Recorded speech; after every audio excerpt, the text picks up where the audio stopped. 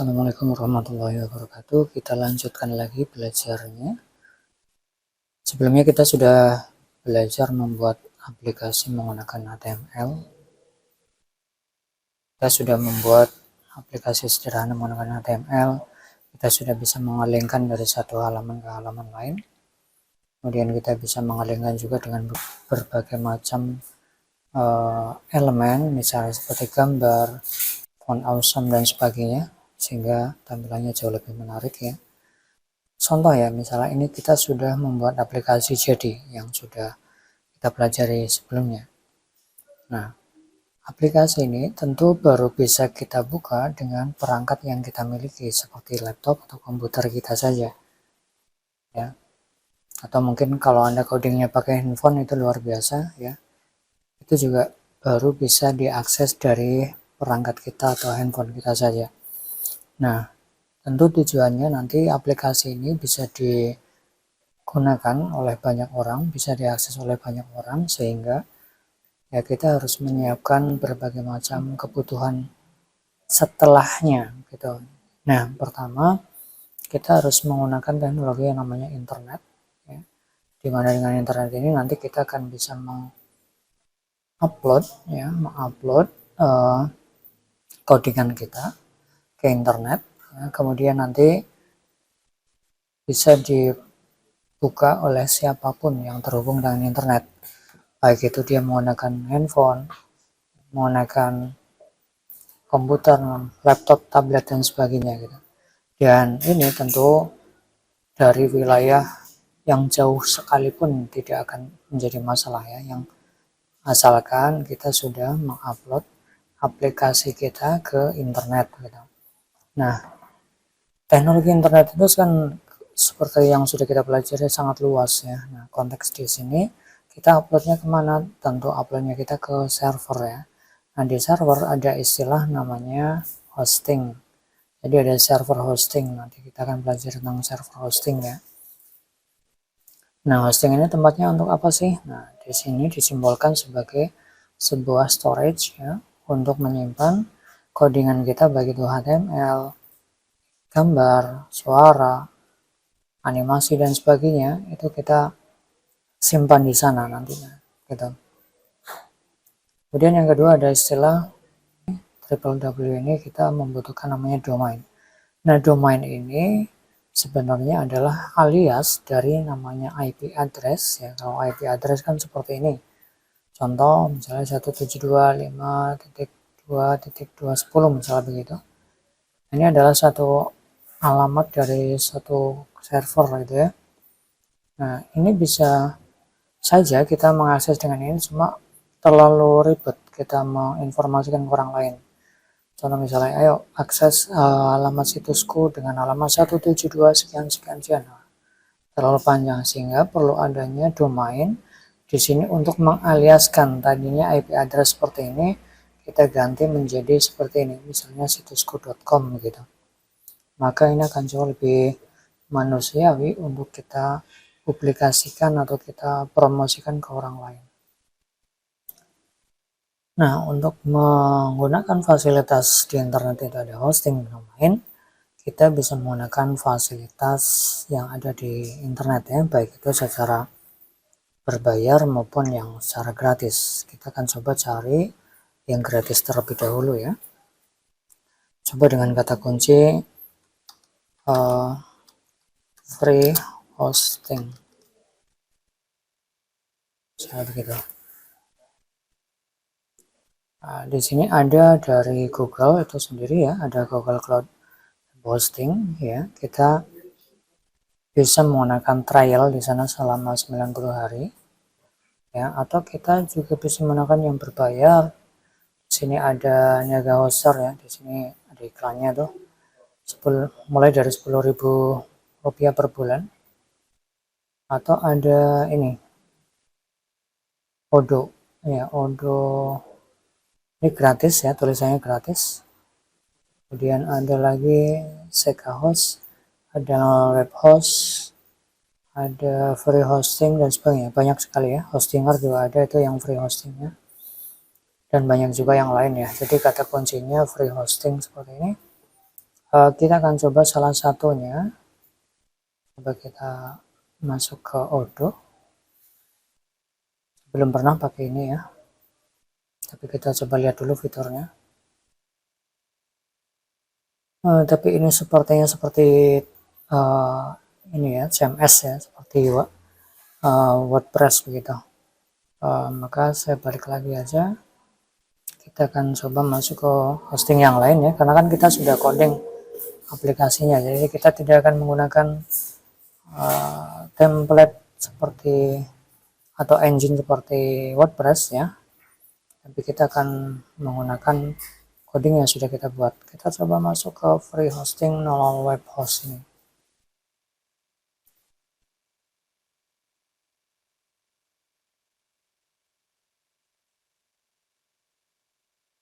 Nah, di sini kita melihat di sini ada free web hosting ya. Ini zero. Kalau saya bisa hosting menggunakan PHP dan MySQL, kemudian cPanel dan tidak ada iklannya di sana. Coba kita lihat fiturnya. Sini ya, tarik ke bawah. Sini ada nih perbedaan fiturnya. Kalau yang free hosting itu kita hanya bisa membuat satu website, satu alamat website ya. Kemudian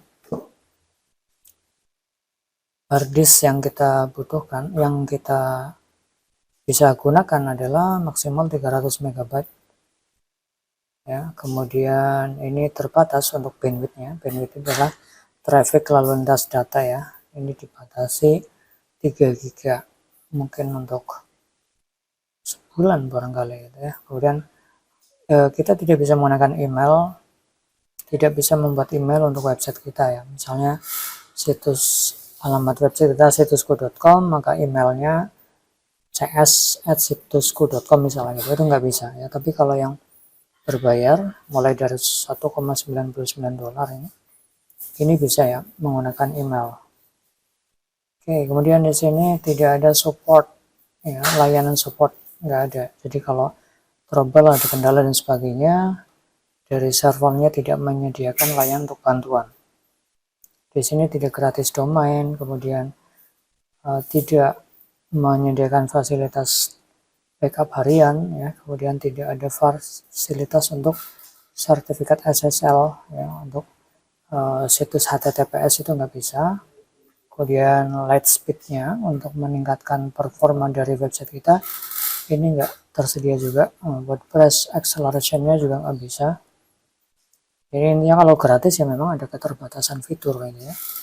Kemudian di sini kita bisa menggunakan Cloudflare sebagai DNS server kita.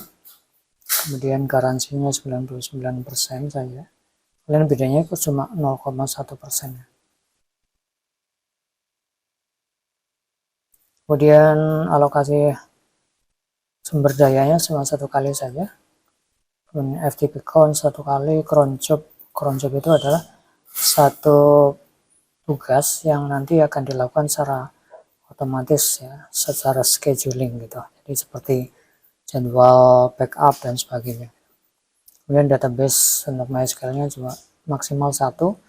DNS management kita nggak bisa rubah, kemudian access manager nggak bisa, subdomain nggak bisa, SSH access nggak bisa, GitHub integration-nya nggak bisa juga. Nah ini untuk yang free-nya. Ya, tapi karena kita belum menggunakan itu semuanya ya, kita cukup, intinya kita akan upload dari apa yang sudah kita coding kan, kemudian nanti bisa di download secara bukan di download ya, bisa diakses secara real time, secara online dari seluruh dunia gitu ya. Maka kita sebenarnya juga cukup lah untuk menggunakan yang free hosting ini. Nah, nanti tinggal kalau misalnya Anda ingin lebih skalanya lebih besar lagi, Anda bisa menggunakan fasilitas yang berbayar. Ini mulai dari 3 dolar per bulan, ada yang 4 dolar per bulan. Ini yang penyediaannya ini tapi dari luar ya. Nol web host ini dari luar. Kalau yang dari dalam tadi misalnya seperti ada apa namanya, ada niaga hoster ya, ada niaga hoster, itu juga bisa ya. Coba kita free sign up, pilih yang ini.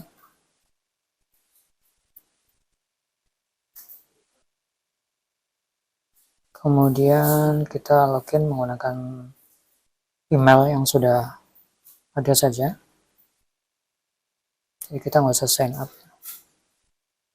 Kita udah punya email, kita tinggal login pakai email saja. Di sini saya gunakan Google. Saya gunakan email yang biasanya saya gunakan untuk coba-coba saja. Oke, ini.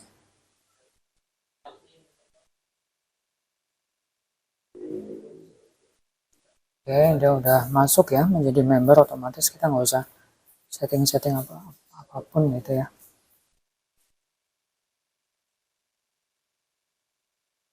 Kita lagi proses generate account untuk akun kita dulu. Sudah masuk ya. Oke,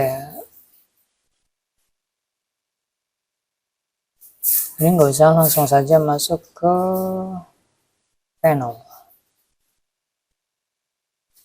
Oke, ini nama websitenya mau apa gitu ya. Jadi nama dari project kita. Projectnya misalnya tes aja. Oh, ini sudah ada. Tes aja sudah ada. Berarti coba aja. Nah, nanti kalau di praktikum kalian bisa mungkin sesuai dengan ini ya. Contoh misalnya Anda bikin tentang hadis ya, hadis apa gitu ya, biar nanti biar lebih bagus. Kita coba dengan nama coba aja. Oh, ternyata juga sudah ada. Nah, ini nggak enaknya kalau gratis seperti ini ya. Jadi ada maksimal percobaan. Kita harus menunggu beberapa saat ya, supaya nanti kita bisa coba lagi. Nah, akhirnya kita sudah berhasil untuk membuat account di Nolal Webhouse ya. Kemudian di sini kita dihadapkan pada 3 pilihan. Pertama, untuk membuat website dengan builder atau template-template tadi yang ada ya. Kemudian yang kedua, kita bisa menginstal WordPress sebagai engine, atau yang ketiga, kita mengupload situs yang sudah kita buat. Nah, kita pilih yang ini ya. Nah, kita dapat file manager di sini, dan di sini ada public HTML. Inilah tempat kita untuk mengupload aplikasi yang sudah kita bikin. Kita tinggal double klik saja masuk ke dalamnya, kemudian kita tinggal upload file. Nah, upload file, kita pilih filenya, contoh misalnya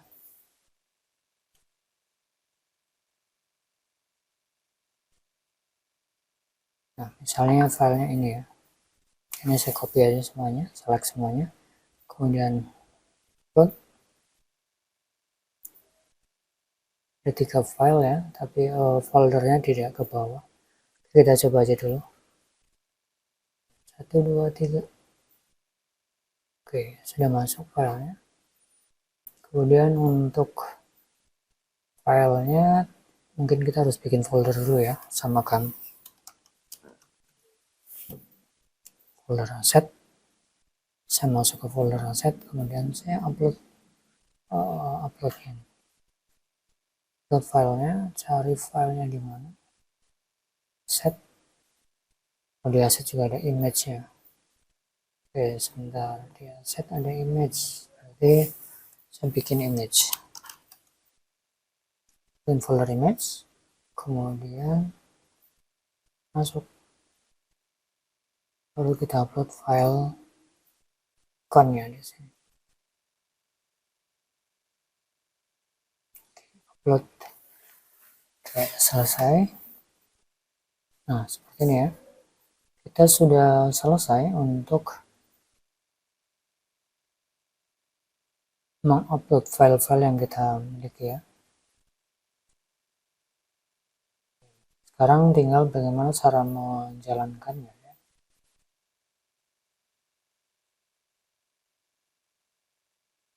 Kembali lagi ke bagian press count. dalam bentuk ikon language.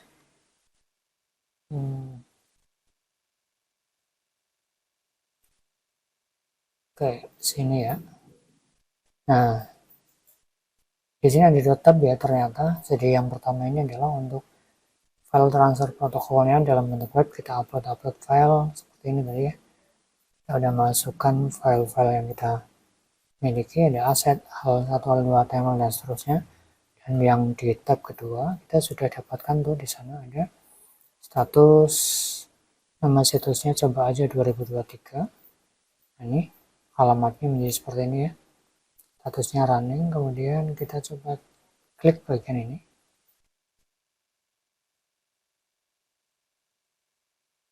Nah, di sini ya, ini sudah muncul dengan alamat coba aja 2023 000 webhostapp.com ya, seperti ini. Kalau kita klik, itu sudah sama ya seperti apa yang ada di laptop kita gitu.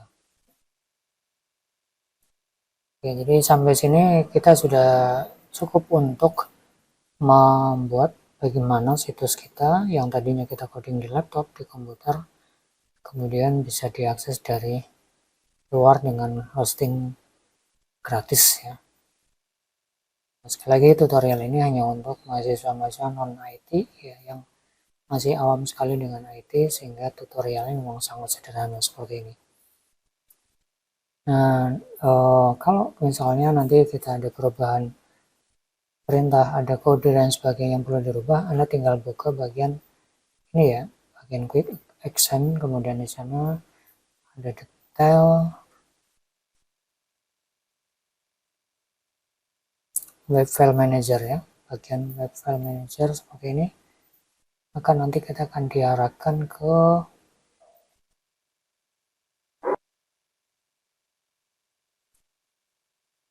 sini ya, kita bisa upload file lagi.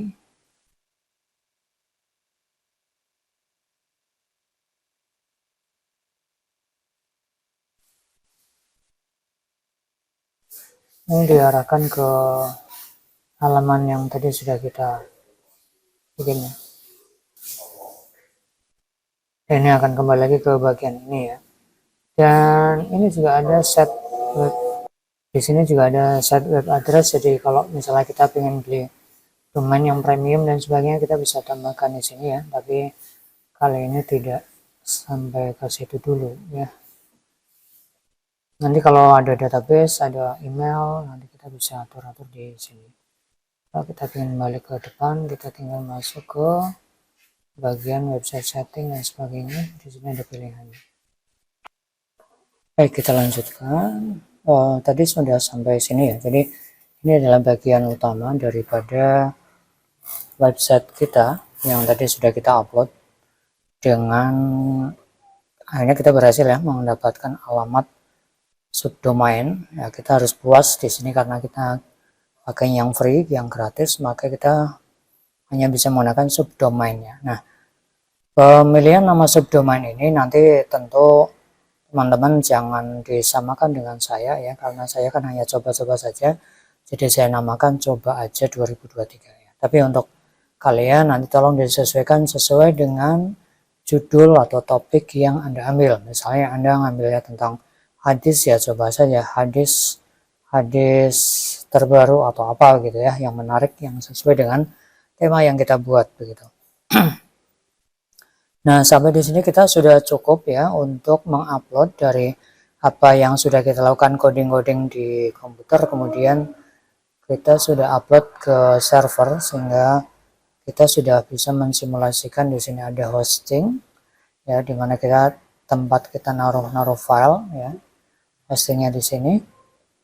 Ya, kemudian di sini kita juga sudah memiliki domain gitu ya. Maka sampai di sini kita udah cukup. Nanti kita ketika ada perubahan dan sebagainya, jangan lupa untuk di-upload ulang dengan cara mereplace ya.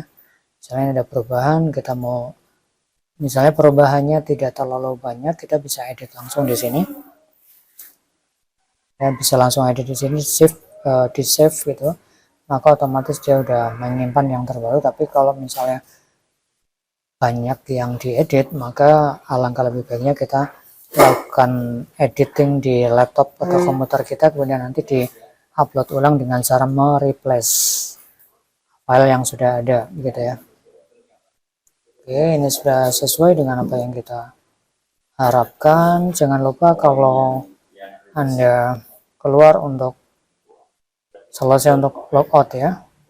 Untuk logout di sini ada, di sini ya, ada logout. Nanti Anda bisa masuk lagi sesuai dengan syaratnya yang sudah kita buat tadi ya, dengan email atau mungkin dengan password yang tadi sudah disimpan.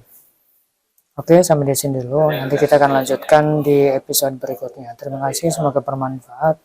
Assalamualaikum warahmatullahi wabarakatuh.